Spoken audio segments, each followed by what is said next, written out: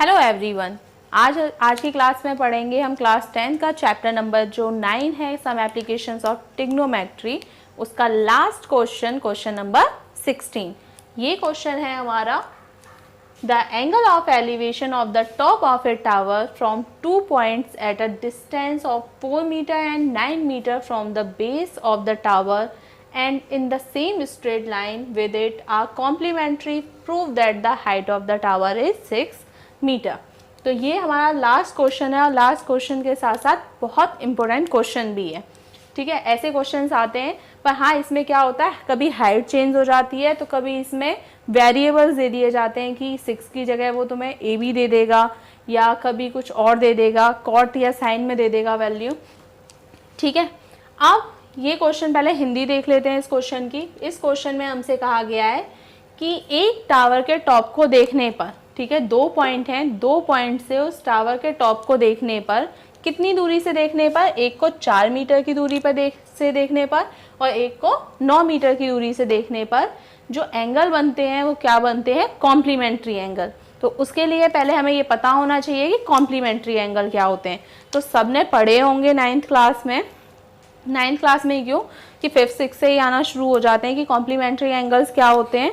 जिन दो एंगल्स का सम कितना होता है 90 डिग्री, वो क्या कहलाते हैं, कॉम्प्लीमेंट्री एंगल। सबने पढ़े हुए हैं कि एक्यूट एंगल क्या होते हैं, ऑब्ट्यूज क्या होते हैं, या जो राइट एंगल क्या होता है, ठीक है स्ट्रेट एंगल क्या होता है, कंप्लीट एंगल क्या होता है। उनके अलावा जो एंगल्स होते हैं रिफ्लेक्स एंगल, और उसके अलावा जो दो एंगल होते हैं, एक होता है हमारा क्या, कॉम्प्लीमेंट्री एंगल, ठीक है, और दूसरा क्या होता है हमारा सप्लीमेंट्री एंगल। अब इन दोनों में क्या डिफरेंस है, इसमें जो दो एंगल्स का सम है, 2 एंगल्स का जो सम है वो कितना होता है 90 डिग्री, और इसमें जो 2 एंगल्स का सम है वो कितना होता है 180 डिग्री। ठीक है, अब सब जानते हैं कि 90 डिग्री का मतलब हो गया कि अगर एक राइट, ठीक है राइट एंगल है तो इसमें अगर हम इसके 2 पार्ट कर दें, ठीक है, और 2 पार्ट कर दें तो ये दोनों एंगल्स का सम कितना होगा 90 डिग्री, और इन्हीं को क्या बोलेंगे हम, कॉम्प्लीमेंट्री एंगल। और वहीं पर सप्लीमेंट्री एंगल क्या होते हैं, एक स्ट्रेट लाइन है, स्ट्रेट लाइन कितने की होती है 180 डिग्री की, और जब इसके हम 2 पार्ट कर दें तो ये दोनों एंगल आपस में क्या कहलाते हैं, सप्लीमेंट्री एंगल। तो यहाँ पर हमें यूज़ करना है कॉम्प्लीमेंट्री एंगल। तो हम कॉम्प्लीमेंट्री एंगल देखते हैं। अब कॉम्प्लीमेंट्री एंगल कैसे देखोगे, जब 2 एंगल्स का सम हमारे पास कितना है 90 डिग्री, तो अगर हमारा एक एंगल x है और दूसरा कितना है y, तो इन दोनों का सम कितना होगा 90। तो अगर यहाँ से एक y हो गया तो दूसरा क्या हो गया 90 माइनस y, ऐसे ही तो निकलेगा। जैसे एक y एंगल है हमारा, यहाँ देखो ऐसे करते हैं, 2 एंगल्स का सम क्या है हमारा 90 डिग्री है। जैसे यहाँ देखा हमने, ये दोनों का सम 90 डिग्री है। अगर ये हमारा 20 हुआ तो ये कितने का हुआ 70। कैसे कि अगर एक 20 का है तो दूसरा क्या होगा 90 माइनस 20 यानी 70। तो यहाँ तो हमें कोई एंगल मिला हुआ नहीं है, तो हम कैसे यूज़ करेंगे, थीटा लेते हैं हम। तो अगर एक एंगल थीटा है तो दूसरा कितना होगा हमारा 90 माइनस थीटा। तो अब क्या करते हैं, क्वेश्चन में पहले अप्लाई करते हैं फिर देखते हैं कि कैसे सॉल्व करना। चलो इसका फिगर बनाते हैं हम। तो सबसे पहले क्या बनाते हैं, एक टावर बनाते हैं, ठीक है, इस सीधा बनाते हैं, हर बार टेढ़ा हो जाता है हमारा टावर, ठीक है, अब भी नहीं हुआ सीधा। अब हमारा एक टावर है और टावर से 2 पॉइंट पर, यानी एक तो 4 मीटर की दूरी पर एक जो पॉइंट है, ठीक है 4 मीटर की दूरी पर, और जो दूसरा है वो कितनी मीटर की दूरी पर है, दूसरा पॉइंट हमने जो लिया है वो कितने मीटर की दूरी पर है, टावर के फुट से 9 मीटर की दूरी पर। ठीक है, बन गया।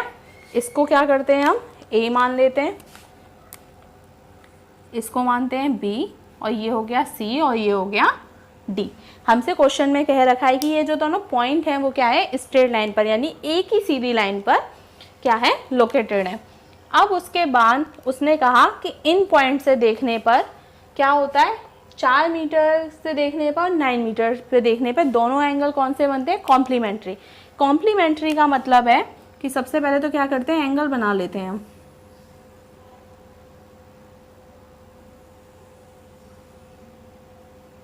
ठीक है, एक ये एंगल हो गया हमारा,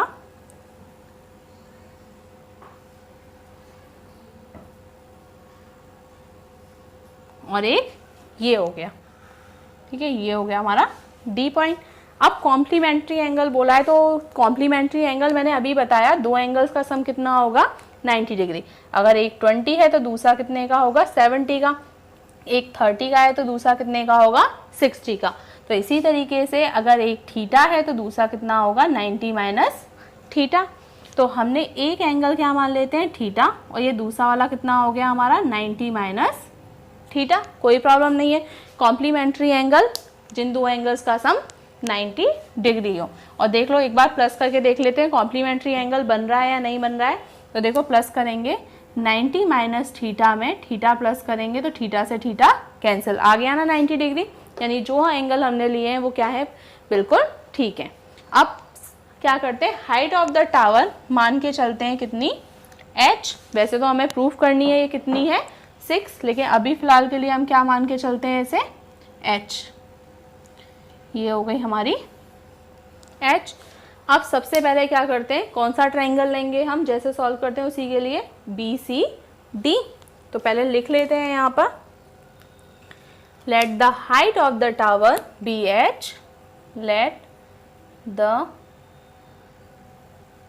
height of the tower be h, and जो एलिवेशन एंगल है and the angle of elevation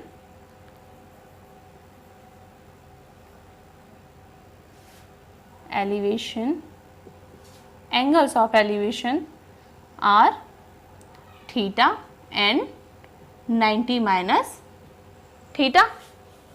ठीक है, अब लेते हैं हम इन ट्रायंगल BCD में, इन ट्रायंगल BCD में वी हैव, ठीक है हमारे पास क्या है, देखो फिर से परपेंडिकुलर और बेस है तो लगाएंगे तो हम 10 ही, तो यहाँ लगाएंगे हम 10। थीटा हमारा कितना है इसमें, इस वाले ट्रायंगल के लिए थीटा एंगल कितने का है हमारा 90 माइनस थीटा, तो ये क्या हो गया 10 90 माइनस थीटा इक्वल टू, अब परपेंडिकुलर कितना है इसमें हमारा h, और बेस कितना है इसमें हमारा इसके लिए 4।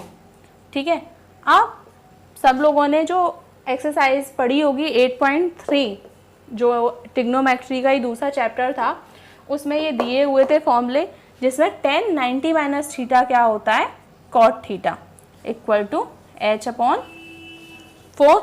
यहाँ से जो h की वैल्यू है वो कितनी निकलेगी, चलो इसको अभी यहीं छोड़ देते हैं, ये कितना हो गया हमारा h अपॉन 4, बाद में देखेंगे इसको क्रॉस मल्टीप्लाई करके सॉल्व करेंगे तब। ठीक है, ये हो गया हमारा cot theta equal to h upon 4। अब लेते हैं हम ये दूसरा जो ट्रायंगल है हमारा AC और D, तो in triangle ACD we have, क्या है हमारे पास, इस बार जो एंगल है हमारे पास कितना है थीटा है, और लगेगा यहाँ पर भी कितना 10 ही, क्योंकि परपेंडिकुलर और क्या है बेस। तो ये हो गया 10 थीटा इक्वल टू परपेंडिकुलर कितना है h, और बेस कितना है इस बार यहाँ से यहाँ तक AC से की जो डिस्टेंस है वो कितनी दे रखी है 9। ठीक है, अब ये हो गई हमारी दूसरी इक्वेशन। तो देखो कॉट थीटा इक्वल टू हमें क्या मिल गया h अपॉन 4, और टेन थीटा इक्वल टू क्या मिल गया h अपॉन 9। अब हम इसे कैसे सॉल्व करेंगे, तो देखो यहाँ पर क्या करेंगे हम, इक्वेशन फर्स्ट से कर देंगे मल्टीप्लाई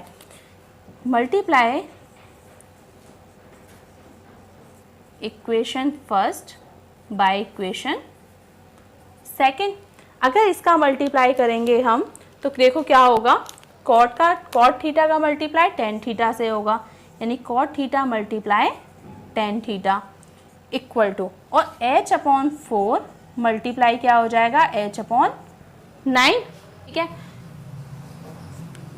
अब देखो कॉट थीटा को हम क्या लिख सकते हैं 1 अपॉन टेन थीटा, और ये हो गया मल्टीप्लाई टेन थीटा, और यहाँ क्या हो गया h मल्टीप्लाई h स्क्वायर, और 4 मल्टीप्लाई 9 36। कोई दिक्कत नहीं है, 10 से 10 क्या हो गया कैंसिल हो गया, तो यहाँ क्या बचा 1। ठीक है, अब क्वेश्चन ये था कि हमने पहली और दूसरी एक जो इक्वेशन है इसका मल्टीप्लाई ही क्यों किया। तो मल्टीप्लाई करने का हमारा सिर्फ रीज़न इतना ही था क्योंकि हमें पता है कि कॉट थीटा क्या होता है, 1/tan थीटा होता है, और जब इन दोनों का मल्टीप्लाई करेंगे तो कैंसिल होके क्या आ जाएगा हमारा आंसर 1। इसलिए हमने क्या किया, इन दोनों का मल्टीप्लाई कर दिया। अगर इसमें से इसको माइनस करते या प्लस करते तो इक्वेशन फंस जाती और वहाँ से हमें एक सिंगल वेरिएबल नहीं मिलता। तो अब हमारे पास क्या बचा, 1 इक्वल टू यहाँ क्या बचा, h² 36 जब 1 के साथ मल्टीप्लाई में जाएगा तो यहाँ से वैल्यू कितनी आ जाएगी, h² इक्वल टू 36। तो यहाँ से h की जो वैल्यू होगी वो क्या होगी, √36, यानी h equal to ±6।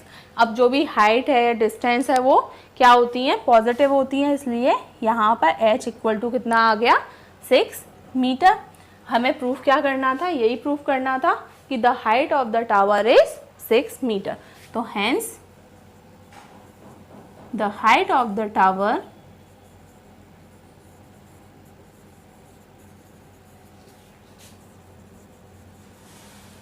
Is 6 metre.